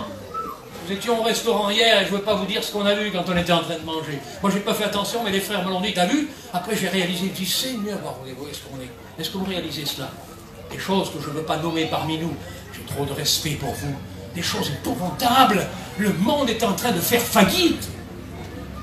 Vous n'êtes pas du monde, dit Jésus. Je vous laisse ma paix, je vous donne ma paix. Non pas comme le monde la donne. Le monde est pourri, il ne vous donnera rien. La drogue est pourrie, elle ne vous donnera rien. Elle ne vous donnera pas la paix, elle vous donnera le tourment, l'angoisse, la misère. Mais Jésus vous donne la paix. Amen. Jésus vous donne la solution. Alléluia. Est-ce que vous comprenez cela? Amen. On l'appelle le prince de la paix. Je tourne ma feuille pour aller plus loin. Dans le livre d'Ésaïe, je ne comprends pas, Nicodème. Nicodème, tu n'as pas lu le chapitre 53 du livre d'Ésaïe? Mais Nicodème, il s'agit de moi. Prends ta Bible, Nicodème. Regarde le chapitre 53 du livre d'Ésaïe, le prophète messianique. En définitive, le livre d'Ésaïe, on pourrait l'appeler le livre prophétique messianique. À chaque page du livre d'Ésaïe, il est question de Christ, par-ci, par-là. Il y a des flashs comme ça. Des flashs. Vous savez, comme des flashs. Là, une prophétie qui apparaît. Un mot qui apparaît. Une note qui est apparue. Une allusion qui est apparue. Une image. Un symbole. Mais le plus beau des symboles, c'est quand vous lisez le chapitre 53 du livre d'Ésaïe. Je discutais avec un juif. Et je dis, écoute, mon ami, comment tu interprètes le chapitre 53 du livre d'Ésaïe? Il m'a dit, bon, je l'interprète, voilà, c'est un bonhomme qui passe par des problèmes, des difficultés, oui, c'est vrai, bon, mais là... J'ai dit, non, t'as pas compris. T'as pas compris qu'il s'agit du Messie. T'as pas compris qu'il s'agit de Jésus. Il s'est élevé devant nous comme une faible plante, comme un rejeton qui sort d'une terre desséchée. Il n'avait ni beauté ni éclat pour attirer le regard. Vous savez, on représente Jésus dans les films, là les yeux bleus qu'il a, là les cheveux longs. Oh là là, superstar, toutes les femmes en tombent amoureuses. Mais Christ, c'était pas ça. Christ, son aspect n'avait rien pour nous plaire. Un homme ordinaire, un petit juif du quartier, qui n'avait ni beauté ni éclat pour attirer nos regards. Ce qui attirait les gens vers Jésus, c'était sa bonté, c'était son amour. C'était pas ses grands yeux bleus et ses cheveux blonds, c'était sa bonté et c'était son amour. Est-ce que vous comprenez cela? C'est ça, mon Seigneur. Et si vous lisez ce chapitre 53, alors il est là, comme un agneau mené à la boucherie, comme ceux qui sont en train de le tondre. Et c'est à cause de nous, dit-il, qu'il est mort, qu'il a été flagellé, qu'il a été meurtri. C'est à cause de nous. Et même le châtiment qui nous donne la paix, le châtiment qui nous réconcilie avec Dieu. Nous étions en guerre avec Dieu. Nous étions en rébellion avec Dieu. Nous étions ennemis de Dieu, dit la parole de Dieu. Mais le châtiment qui devait tomber sur nous, c'est tombé sur lui, afin que par ses meurtrissures et par son sang précieux, nous soyons sauvés. Mais c'est Isaïe qui dit ça. Nicodème, Nicodème, tu ne comprends pas ces choses. Tu les enseignes et tu ne les comprends pas. Mais relis le livre d'Ésaïe, relis le chapitre 53, Nicodème, et tu trouveras Christ à chaque page. Amen. Est-ce que vous comprenez cela? Nicodème ne comprenait rien. Un érudit, à plus forte raison, quelquefois, un homme du monde qui, peut-être même sans avoir une grande érudition de l'hébreu et de l'Ancien Testament, il ne comprend rien. Parce que la Bible dit que c'est quand on se convertit que le voile est ôté. Moi j'ai lu la Bible dans ma jeunesse, avant de me convertir. J'ai rien compris, si bien que je l'ai fermé très rapidement. Mais le jour où je me suis converti, le voile était ôté. Il me semblait que toutes les lettres, tous les mots, toutes les phrases, tous les versets devenaient des flammes de feu. J'en comprenais le sens, j'en comprenais la réalité, j'en comprenais la profondeur, j'en comprenais l'amour, la passion. Je comprenais pourquoi Christ était mort pour moi. Et je le découvrais dans l'Ancien et dans le Nouveau Testament. Est-ce que vous comprenez? Ce qu'un juif érudit ne pouvait pas comprendre, parce que le voile demeure. Moi, je le comprenais en lisant la Bible, parce que moi, le voile était ôté par la conversion en Jésus-Christ. Est-ce que vous comprenez cela? C'est important, cela. Nicodème, Nicodème, tu es docteur de la loi, et tu ne sais pas ces choses. Quelle critique Jésus fait à Nicodème. Ça a dû aller directement au fond de son cœur. Il s'est senti touché par une flèche. Il a dû se dire, qu'est-ce que je dois comprendre? Et Jésus lui a expliqué certainement tout ce qu'il pouvait comprendre, tout ce qu'il pouvait comprendre. Dans le livre de Jérémie, pour aller plus loin, il pleure avec le prophète. Savez-vous que Dieu pleure? Dieu pleure. Dieu pleure parce qu'il voit son peuple perdu. Dieu pleure quand il voit son peuple dans la désobéissance. Dieu pleure. Il fait pleurer son prophète, mais il pleure avec. Dieu gémit, Dieu pleure, Dieu supplie. Et il dit, venez, mais venez, repentez-vous. Si vous vous repentez, dit-il, ne croyez-vous pas que je vais ouvrir les écluses du ciel et que je vais faire pleuvoir sur vous la bénédiction? C'est là sa promesse. Si mon peuple s'humilie, si mon peuple s'humilie, si mon peuple se repent, alors j'ouvrirai les écluses du ciel et votre pays sera riche et votre bénédiction sera abondante. Si mon peuple... Et Dieu pleure. Dieu pleure. Jésus a pleuré. On retrouve le caractère de Christ. Jésus a pleuré en regardant Jérusalem. La plus belle ville, Jérusalem. Laissez-moi vous dire une chose. Vous allez à Jérusalem. Certains d'entre vous ont fait le voyage. Je le sais. Moi, quand je vais à Jérusalem et que je regarde la ville de Jérusalem, il y a un sentiment qui m'envahit. C'est le sentiment qui était en Jésus-Christ. Je ne peux pas m'empêcher de pleurer en regardant Jérusalem. Et je dis, Jérusalem, Jérusalem, si tu connaissais le jour où ton Messie est venu pour te sauver, si tu connaissais la grâce de Dieu, si tu connaissais le message de Jésus-Christ, si tu connaissais celui qui est venu il y a 2000 ans, combien Jérusalem ne serait pas une pierre pesante pour toutes les nations, mais combien Jérusalem resplendirait de toute sa beauté, de la beauté messianique, de la beauté de Jésus. Est-ce que vous comprenez cela? Souvent, ça m'est arrivé, lorsque j'étais à Jérusalem, de pleurer sur la ville, de pleurer sur les Juifs. Je tape pas des mains pour les Juifs, mais je pleure pour les Juifs. Et je prie pour le peuple juif, que Dieu les sauve, que Dieu touche leur cœur, qu'ils se convertissent. L'apôtre Paul lui-même pleurait pour son peuple. Il dit dans l'épître aux Romains, je voudrais moi-même être anathème, ça veut dire maudit. Il aurait voulu être maudit, maudit, maudit d'une malédiction qui l'enduit à la perdition. Je voudrais moi-même être maudit à cause de mon peuple, si cela pourrait en sauver quelques-uns. Il devait pleurer pour son peuple. Il devait pleurer. Il intercédait pour son peuple. Il pleurait pour son peuple. Est-ce que vous comprenez ce que je veux dire? Quand on va en Israël, pour moi, c'est beaucoup plus qu'un pèlerinage. Il faut vivre véritablement la passion de Christ quand on va à Jérusalem. Quand on va à Jérusalem. Dans le livre de Daniel, Il est le 4e homme dans la fournaise. Lorsqu'ils ont été jetés dans la fournaise, il nous est dit que le roi est venu. Il a fait ça à contre-cœur, il a été obligé de le faire par rapport à son édit. Que quiconque ne se tournerait pas vers la statue pour l'adorer serait jeté dans la fournaise. Les ennemis de Shadrach, Meshach, Abednego étaient arrivés à leur fin. Ils pouvaient accuser ces hommes-là de ne pas avoir servi l'idole de Babylone.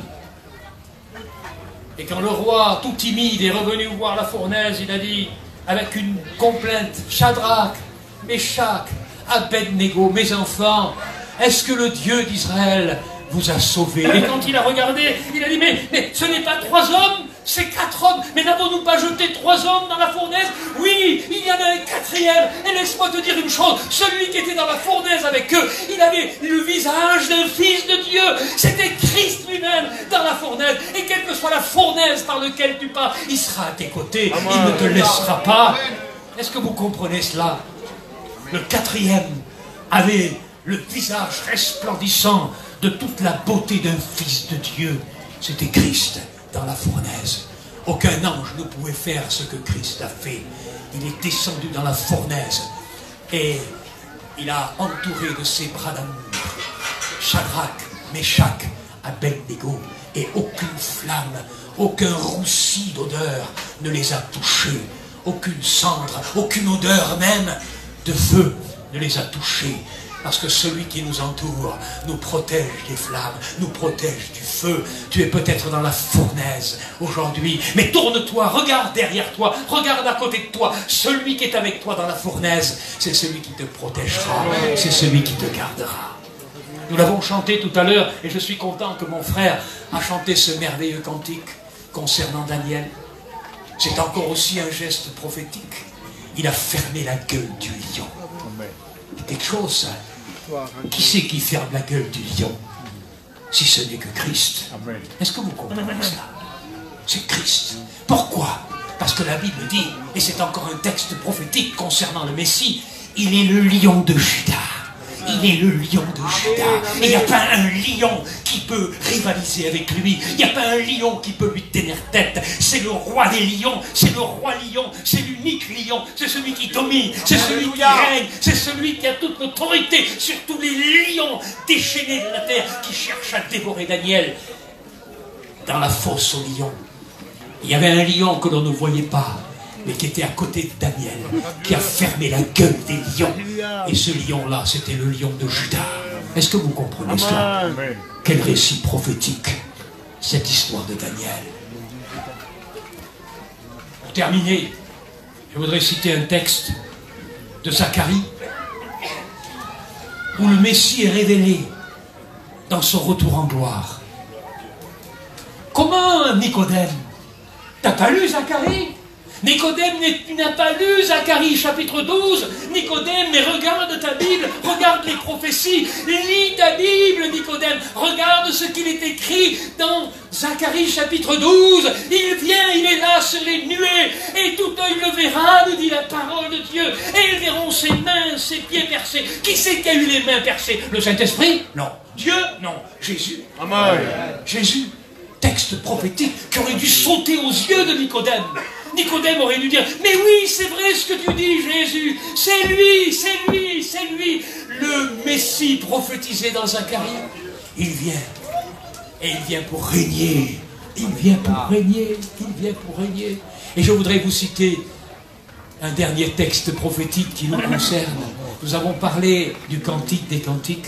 Nous avons parlé de cette fiancée qui est amoureuse à mourir de son fiancé, qui l'attend, qui est passionnée, qui est impatiente. Elle trépigne et se dit, mais quand est-ce qu'il va venir? Et le Saint-Esprit et l'épouse se mettent à crier d'un seul cœur, viens Seigneur Jésus, viens Seigneur Jésus, viens, viens, viens. On rappelle quand je suis parti 2 mois en Inde, c'était très difficile de téléphoner. En 2 mois, j'ai téléphoné 2 fois à ma femme. Aujourd'hui, avec les portables, on peut téléphoner toutes les 4 matins. Et à l'époque, il n'y avait pas de portable, il n'y avait rien. J'ai téléphoné une fois depuis Bagdad en Iran. J'ai attendu 4 heures dans la poste pour arriver à dire 2 mots à ma femme. Et puis ensuite, j'ai traversé l'Afghanistan, je suis allé en Inde, à New Delhi, et je suis allé à la poste. J'ai attendu 7 heures à la poste pour pouvoir dire 2 mots à ma femme. Et puis ma femme me dit, écoute, ça fait 2 mois que tu es parti, viens maintenant, rentre à la maison. Il fallait terminer la mission. Et nous sommes encore restés quelques jours de plus, même quelques semaines de plus, le temps de refaire la route, car nous étions partis en voiture, 17 000 km à l'aller, 17 000 km retour, 34 000 km en 2 mois, avec le pasteur de Cosec, et avec tous les dangers qu'il pouvait y avoir en Afghanistan, en Iran, en Syrie, en Irak, dans tous ces pays-là. Est-ce que vous comprenez cela? Viens maintenant, viens. C'était légitime, c'était normal. Mais quand j'entendais viens, il me semble que le cri de l'épouse et le cri du Saint-Esprit qui s'associe à l'épouse, qui stimule le cri de l'épouse, qui accompagne le cri de l'épouse, qui est en train de porter au ciel le cri de l'épouse. Viens Seigneur Jésus, viens Seigneur Jésus. Aujourd'hui, je ne sais pas si vous avez eu l'occasion de regarder votre télé, ça a été le mariage du siècle en Angleterre. Le prince Henri a épousé Meghan, je crois. Une fille qui était une artiste de cinéma. Elle est mignonne, il est mignon. Vivez heureux et ayez beaucoup d'enfants, dit l'histoire. C'est tout. Mais laissez-moi vous dire une chose. Bientôt, il va y avoir un mariage. Un mariage de tous les siècles. Le plus beau des mariages. La Sunamite attend son bien-aimé. Mais le mariage vient bientôt. Il vient chercher son église. Il va y avoir un mariage dans le ciel à tout casser. Les noces de l'agneau. Les noces de l'agneau. Moi, je suis invité. Et je ne suis pas seulement invité. Je vais faire partie du mariage.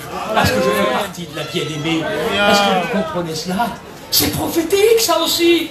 Nicodème, tu n'as pas compris. Tu n'as pas compris le sens de la Sunamite qui attend son bien-aimé. Mais c'est l'Église. Et le bien-aimé, c'est moi. C'est moi que l'Église attend. Nicodème, tu es ignorant de ces choses. Il faut que tu naisses de nouveau, Nicodème. Nicodème, tu comprendras jamais ces choses si tu ne nais pas de nouveau. Vous ne comprendrez jamais ces choses si vous n'êtes pas né de nouveau. Peut-être que pour vous, ce message de ce soir, vous vous dites, mais qu'est-ce qu'il a voulu dire le pasteur? Mais je résumerai simplement en disant, tu n'arriveras jamais à comprendre ces choses si tu n'es pas né de nouveau. Christ t'invite à naître de nouveau, naître de la parole et naître de l'esprit. Est-ce que tu comprends ces choses? Naître de nouveau, c'est-à-dire commencer une vie nouvelle, passer par la repentance, par cette conviction de péché. Je ne suis pas digne de naître de nouveau, je suis trop misérable, je suis trop pécheur, je suis un dealer, je suis un misérable, je suis un drogué, je suis un reclus de prison, je finis mes jours dans la misère et dans la dépravation. Seigneur, Seigneur, sauve-moi, Seigneur, arrache-moi cette vie, Seigneur, fais-le, Seigneur. Et si tu cries vers Dieu, lorsqu'un malheureux crie, dit la Bible, l'Éternel l'entend. Du fond de la rue, peut-être de ton immeuble, le haut-parleur est assez fort pour aller jusqu'au fond de ton cœur et te dire que tu as besoin de Jésus, que tu as besoin d'être sauvé, que tu as besoin d'être changé, transformé, de naître de nouveau. Naître de nouveau, c'est quoi? C'est quoi naître de nouveau? C'est s'ouvrir à une vie nouvelle. D'un seul coup, les écailles des yeux tombent et tu vois les gens de façon différente. Ceux qui étaient tes ennemis, ceux qui étaient pourris autour de toi, devient des champs de fleurs, devient de la lumière. Tout ce qui était ténèbres devient la lumière. Christ est capable de changer toutes les choses dans ta vie. Si quelqu'un est en Christ, dit l'apôtre Paul, il est une nouvelle créature. Est-ce que tu veux devenir une nouvelle créature? Est-ce que tu veux tirer un trait sur ton passé? Ne laisse pas ton passé détruire ton avenir et ton présent. Et tourne-toi vers Jésus. Donne-y ton cœur. Et il oubliera ton passé. Il ne tiendra pas compte de ton passé. Les hommes vont te faire payer pour ton passé. Mais Dieu ne te fera pas payer pour ton passé. Parce que Christ a payé à ta place. Et il te donne un salut gratuit. Une délivrance.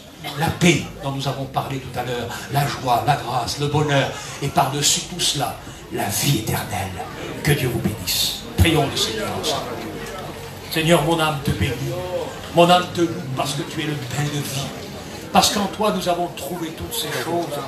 Tu nous as révélé ta parole. Tu nous as fait comprendre ce qu'il y avait de plus beau, de plus grand, de plus merveilleux au travers de ta parole. Tu nous as parlé de Christ dans l'Ancien Testament comme dans le Nouveau. Tu t'es révélé à tes bien-aimés, tu t'es révélé à mon cœur. Je te prie maintenant d'étendre ta main et de bénir les bien-aimés qui sont ici. Amen. Tu es le Dieu de la seconde chance. Alléluia. Si quelqu'un n'a plus de raison de vivre, Si quelqu'un est au bord de la dépression, de l'angoisse, tu es le Dieu de la restauration. Tu es le Dieu de la seconde chance. Si quelqu'un ce soir veut saisir cette seconde chance pour sa vie, vivre une vie nouvelle, commencer quelque chose de neuf avec Dieu, je vous demanderai simplement de lever la main et de dire, Seigneur, moi, je veux saisir cette nouvelle chance. Je veux que ça change chez moi. Je veux que ça change dans ma vie. Levez votre main simplement et nous allons prier pour vous. Merci ma sœur. Il y a certainement d'autres personnes, peut-être derrière là-bas, parmi nos amis qui sont derrière en train d'écouter. Lève simplement ta main. N'aie pas honte. Fais un signe à Dieu. Dis-lui, je suis là avec ma misère. Je suis là avec mon péché. Je suis là avec ma misère, ma drogue, avec toutes sortes. Je veux être libéré, je veux être affranchi, je lève la main, Seigneur, saisis ma main. Dieu saisira ta main et te délivrera et te bénira. Merci, merci pour nos amis qui ont levé leurs mains. Que Dieu vous bénisse et vous accorde toute sa grâce. Amen.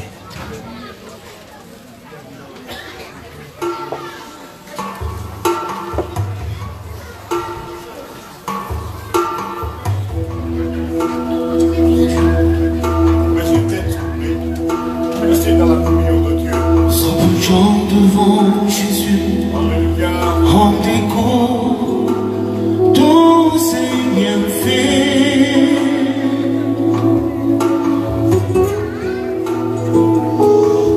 En s'approchant devant Jésus, en déco vraiment qu'il est.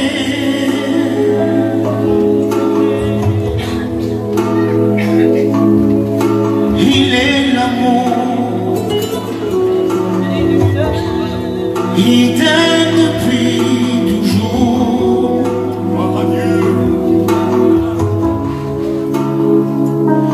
Tu n'as pas le droit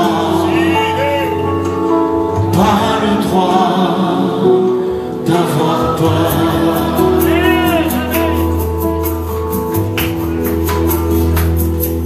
Le volontaire et regardez.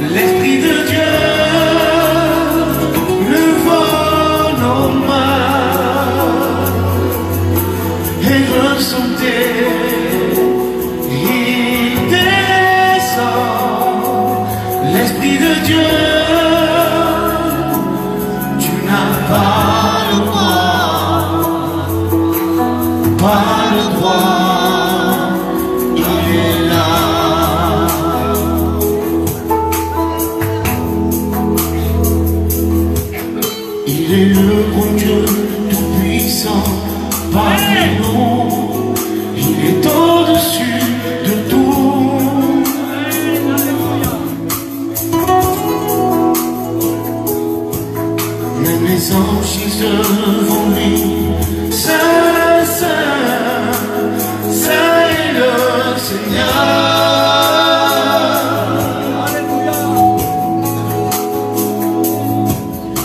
Il est l'amour, il t'aime depuis toujours.